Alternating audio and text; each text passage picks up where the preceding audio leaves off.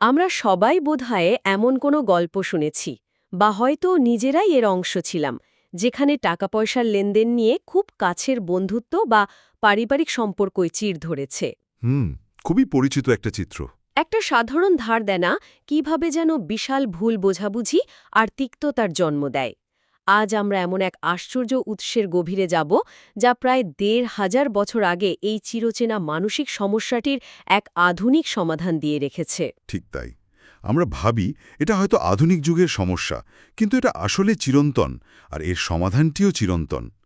আজ আমাদের আলোচনার কেন্দ্রে আছে কোরআনের দীর্ঘতম আয়াত, সূরা আল বাকারার ২৮২ নম্বর আয়াত। আয়াতুদ্দেন বা ঋণের আয়াত। একদম। তবে এটিকে শুধু একটি ধর্মীয় নির্দেশ হিসেবে দেখলে ভুল হবে না। এটা আসলে ঝুঁকি ব্যবস্থাপনার রিস্ক ম্যানেজমেন্টের এক অসাধারণ ব্লুপ্রিন্ট, যা আধুনিক আইন এবং এমনকি কগনিটিভ সাইকোলজি অনেক ধারণাকেও আগে থেকে অন্তর্ভুক্ত করে নিয়েছে। বা ঝুঁকি ব্যবস্থাপনার ব্লুপ্রিন্ট, এই ভাবনাটা দারুণ। তার মানে আমরা কেবল একটি আয়াতের ব্যাখ্যা শুনব না, বরং দেখব কিভাবে এর ভেতরের নীতিগুলো আজকের দিনেও আমাদের আর্থিক জীবনকে সুরক্ষিত করতে পারে। ঠিক তাই। তাহলে চলুন এই গভীর আলোচনায় প্রবেশ করা যাক। প্রথমে আমরা আয়াতটি শুনে নিই। হ্যাঁ, আমরা এখন শুনছি সূরা আল বাকারার ৮৮২ নম্বর আয়াত, আয়াতুদ্দাইন। আউযুবিল্লাহি মিনাশ শাইতানির রাজিম। ইয়া আইয়ুহাল্লাযীনা আমানু ইযা তাদায়ানতুম বিদাইনিন ইলা আজালিম মুসাম্মান ফাকতুবুহু ওয়ালিয়াত্তাকিল্লাহা রাব্বাহু ওয়ালা ইয়াবখাস মিনহু শাইআ ওয়াস্তাহহিদু শাহিদাইনি মির রিজালিকুম فإن لم يكونوا رجلين فالرجل وامرأتان ممن ترضون من الشهداء أن تضل إحداهما فتذكر إحداهما الأخرى ولا تسأموا أن تكتبوه صغيرا أو كبيرا إلى أجله ذلكم أقسط عند الله وأقوام للشهادة وأدنى ألا ترتابوا واتقوا الله ويعلمكم الله والله بكل شيء عليم।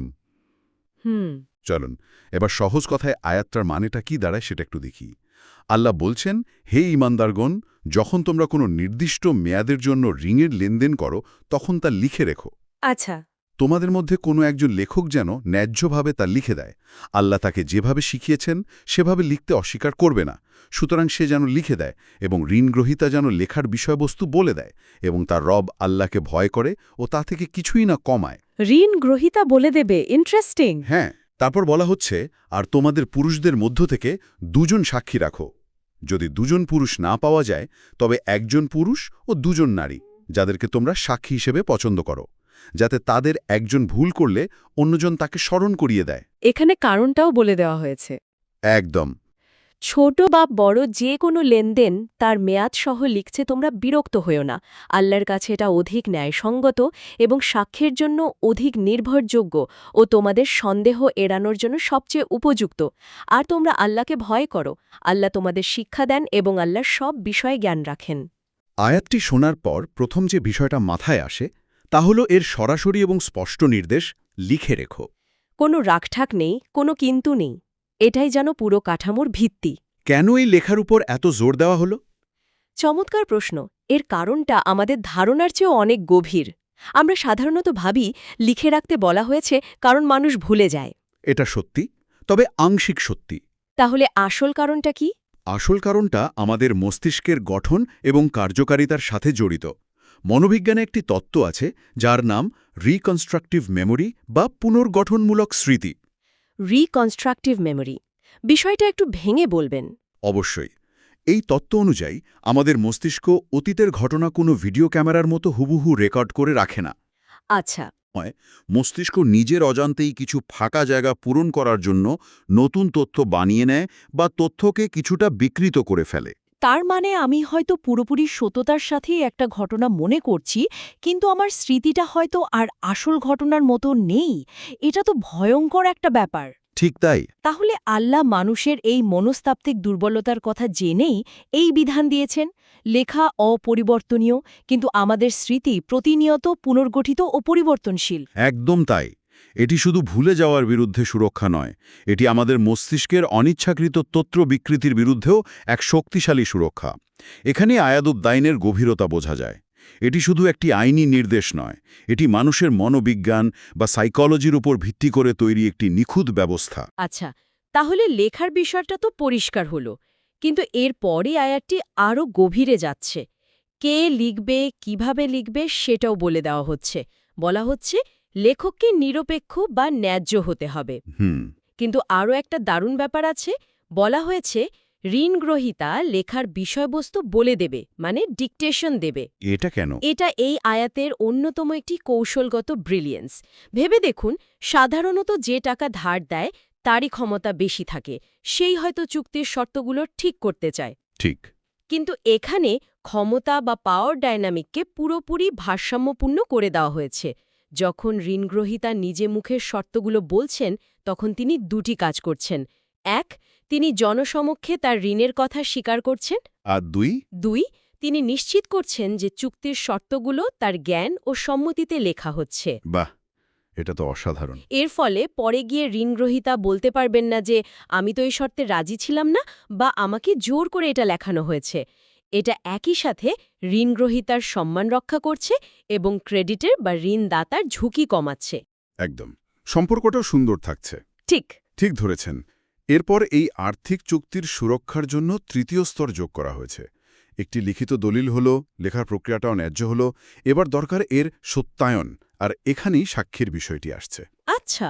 একটি দলিল ততটাই শক্তিশালী যতটা শক্তিশালী তার সাক্ষী। আর এখানেই আমরা আয়াতটির সেই অংশে আসি যা নিয়ে প্রায়ই আলোচনা হয়, সাক্ষীর সংখ্যা। বলা হয়েছে দুজন পুরুষ সাক্ষী রেখো। যদি দুজন পুরুষ না পাওয়া যায় তবে একজন পুরুষ ও দুজন নারী। এই অংশটি প্রায় ভুল ব্যাখ্যা করা হয়। এর পেছনের মূল নীতিটা আসলে কি? এই বিষয়টি বুঝতে হলে আমাদের দুটি জিনিস আলাদা করতে হবে। একটি হলো তৎকালীন সামাজিক প্রেক্ষাপট, আর অন্যটি হলো এর ভেতরের চিরন্তন আইনি নীতি। আচ্ছা। প্রেক্ষাপটটি ছিল এমন একটি সময় এবং সমাজ যেখানে নারীরা সাধারণত ব্যবসায়িক বা আর্থিক লেনদেনের সাথে সরাসরি জড়িত থাকতেন না। এটা তাদের দৈনন্দিন জীবনের অংশ ছিল না। অর্থাৎ এটা তাদের যোগ্যতার বা বুদ্ধিমত্তার প্রতিফলন নয়, বরং তাদের সামাজিক ভূমিকার একটি বাস্তবতা ছিল। একদম। এখন মূল নীতিতে আসি। আয়াতটির মূল লক্ষ্য হল যে কোনো মূল্যে সত্যকে সুনিশ্চিত করা এবং সাক্ষ্যকে যতটা সম্ভব নির্ভুল বানানো। এই লক্ষ্য অর্জনের জন্য একটা সিস্টেম তৈরি করা হয়েছে। হুম। যখন একজন পুরুষ ও দুজন নারীর কথা বলা হচ্ছে, তখন আয়াতেই এর কারণ ব্যাখ্যা করে দেয়া হচ্ছে, যাতে তাদের একজন ভুল করলে অন্যজন তাকে স্মরণ করিয়ে দেয়। রাইট। এখানে দ্বিতীয় নারী কোনো অর্ধেক সাক্ষী নন, বরং তিনি প্রথম নারীর জন্য একটা ভেরিফিকেশন সিস্টেম বা সহায়ক সাক্ষী হিসাবে কাজ করছেন। দুজন মিলে একটি পূর্ণাঙ্গ সাক্ষ্য ইউনিট তৈরি করছেন। তার মানে মূল ফোকাসটা লিঙ্গের উপর নয়, বরং সাক্ষ্যের অখণ্ডতা বা টেস্টিমোনিয়াল ইন্টিগ্রিটির উপর। সাক্ষ্য যেন কোনোভাবেই দুর্বল না হয়, তার জন্য একটা চেক অ্যান্ড ব্যালেন্স সিস্টেম তৈরি করা হয়েছে। ঠিক। এই ভাবনাটা তো আধুনিক যুগের ধারণার সাথে খুব মেলে যায়। আমরা আজ একই উদ্দেশ্যে notary public, digital time stamp বা ব্লকচেনে একাধিক ভেরিফায়ারের সাহায্য নিই। প্রযুক্তি বদলেছে, কিন্তু মূলনীতি, যাচাইযোগ্য প্রমাণ একই রয়ে গেছে। আপনি একেবারে শীর্ষে পৌঁছে গেছেন। এটাই হলো আয়াতুদ্দাইনের সৌন্দর্য।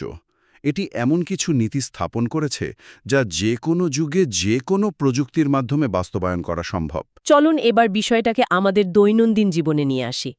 এই ১৫০০ বছর পুরনো নীতিগুলো আজকের দিনে, ধরা যাক, ঢাকায় বসে থাকা একজন মানুষের জীবনে কিভাবে প্রাসঙ্গিক হতে পারে। একটা বাস্তব উদাহরণ নিয়ে কথা বলি। ধরুন আমার এক কাজিন একটা ছোট ব্যবসা শুরু করার জন্য আমার কাছে ২ লাখ টাকা ধার চাইল।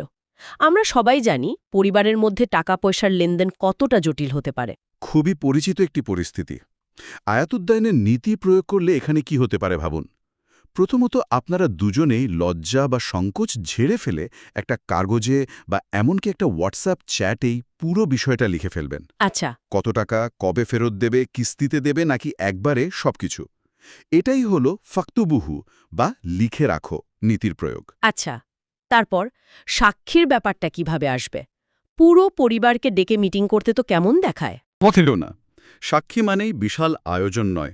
হয়তো আপনারা দুজন যখন কথা বলছেন, তখন আপনাদের একজন বিশ্বস্ত বন্ধু বা পরিবারের অন্য কোনো সদস্য, যেমন আপনার বা তার বড় ভাই, সেখানে উপস্থিত থাকতে পারেন। মানে তার উপস্থিতিই এক ধরনের সাক্ষী। ঠিক। আর সবচেয়ে গুরুত্বপূর্ণ অংশ, আপনার কাজিনকে বলতে দিন সে কিভাবে টাকাটা ফেরত দেবে। সে যখন নিজে পরিকল্পনাটা বলবে, সেটা তার জন্য একটা মানসিক প্রতিজ্ঞা হিসেবেও কাজ করবে। এটা হলো ঋণ গ্রহীতার ডিকটেশন দেওয়ার আধুনিক রূপ। এই ছোট ছোট পদক্ষেপগুলো সত্যি সম্পর্ককে বাঁচাতে পারে, কারণ তখন বিষয়টার ব্যক্তিগত থাকে না, একটা স্বচ্ছ প্রক্রিয়ার মধ্যে চলে আসে। একদম।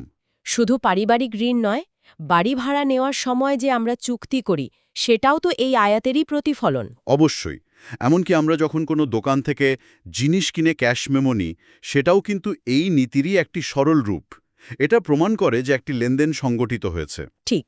এই আয়াত আমাদের একটি ফিন্যান্সিয়াল লিটারেসি বা অর্থনৈতিক সাক্ষরতা শেখাচ্ছে, যা আমাদের সম্পদ এবং সম্পর্ক দুটোই রক্ষা করে। যে লিখিত লেনদেনের প্রচলন কম, সেখানে মামলা মোকদ্দমা এবং পারিবারিক কোন্দল অনেক বেশি, এটা পরিসংখ্যানও সমর্থন করে। এবং পরিশেষে দেখুন, আয়াতটি শেষ হচ্ছে একটি শক্তিশালী কথা দিয়ে, তোমরা আল্লাহকে ভয় করো, আল্লাহ তোমাদের শিক্ষা দেন। এখানে জাগতিক লেনদেনের নিয়মকানুনকে সরাসরি আল্লাহর শিক্ষার অংশ হিসেবে দেখানো হচ্ছে। এর মানে হল সঠিকভাবে হিসাব রাখা, চুক্তি পালন করা, এগুলো এক ধরনের ইবাদত, কারণ এর মাধ্যমে সমাজে ন্যায় বিচার, আস্থা এবং শান্তি প্রতিষ্ঠিত হয়। তাহলে পুরো আলোচনার সার কথা যদি টানি, বিষয়টা এমন দাঁড়ায়, মুখের কথা বাতাসে মিলিয়ে যেতে পারে, স্মৃতি আমাদের সাথে প্রতারণা করতে পারে, কিন্তু লেখা একটি স্থির বাস্তবতার মতো থেকে যায়। হ্যাঁ, বিশ্বাস খুবই জরুরি, কিন্তু যাচাইযোগ্য প্রমাণ সেই বিশ্বাসকে একটি মজবুত ভিত্তির ওপর দাঁড় করায়। আয়াতুদ্দাইন আমাদের সেই ভিত্তি তৈরিরই পথ দেখায়। নিখুঁত সারসংক্ষেপ। এটি আমাদের শেখায় যে আধ্যাত্মিকতা এবং ব্যবহারিকতা আলাদা কোনো বিষয় নয়, বরং একটি আরেকটির পরিপূরক। আজকের এই গভীর আলোচনা এখানেই শেষ হচ্ছে। আমরা দেখলাম কিভাবে একটি প্রাচীন নির্দেশনা আধুনিক জীবনের জটিল আর্থিক ও সামাজিক সমস্যা সমাধানের চাবিকাঠি হতে পারে। আর এই আলোচনা ভবিষ্যতের জন্য একটি গুরুত্বপূর্ণ প্রশ্নও তুলে ধরে। আমরা দেখলাম লিখিত দলিল ও মানব সাক্ষীর মাধ্যমে কিভাবে স্বচ্ছতা নিশ্চিত করার কথা বলা হয়েছে। কিন্তু আজকের এই ডিজিটাল যুগে, যেখানে ব্লকচেন এবং স্মার্ট কন্ট্রাক্টের মতো প্রযুক্তি আসছে, যেখানে চুক্তি নিজেই নিজের রক্ষক, একদম, কোডই সেখানে আইন, এমন একটি বিশ্বে যেখানে লেনদেন পুরোপুরি ডিজিটাল এবং স্বচালিত, সেখানে সাক্ষ্য দেওয়ার ধারণাটি কিভাবে বিকশিত হবে? একজন সাক্ষীর ভূমিকা তখন ঠিক কী হতে পারে? নাকি সেই অপরিবর্তনীয় ডিজিটাল লেজার বা অ্যালগরিদমই হয়ে উঠবে ভবিষ্যতের সাক্ষী? এই বিষয়টি আমাদের সবার ভাবনার জন্য রইল।